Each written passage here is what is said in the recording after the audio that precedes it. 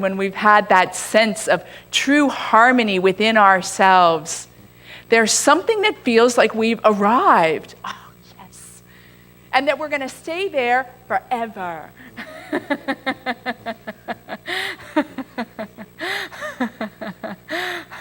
Only to find that 5 minutes later we are in a completely different emotional, psychological, physical experience of our lives.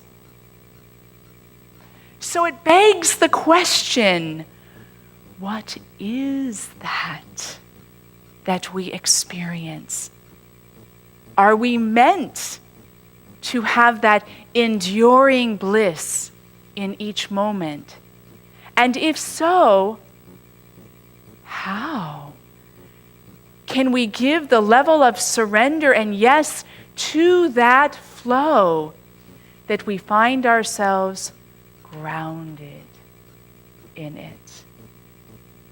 And as I share a little bit today and more in the afternoon workshop, if you choose to stay, I encourage you to not necessarily believe a word I have to share.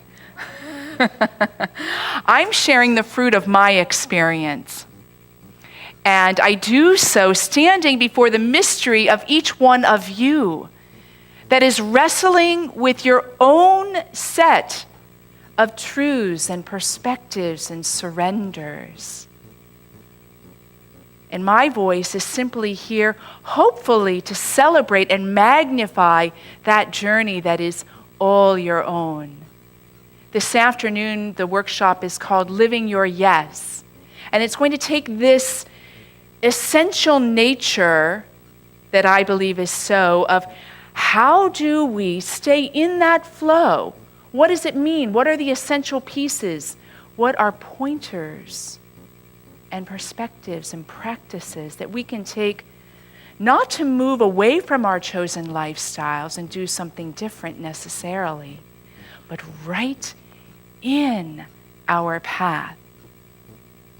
I was a nun, as Donna mentioned, for 10.5 years. And as a Carmelite, we lived a very mystical, traditional, contemplative lifestyle. We lived almost completely in silence, and our day was punctuated with chant, meditation, and prayer.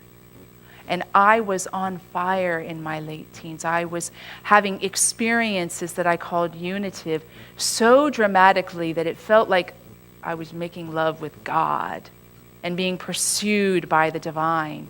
So for me, joining the monastery was the natural progression to my life. I just had to be with the beloved. You know how that feels when you're in love.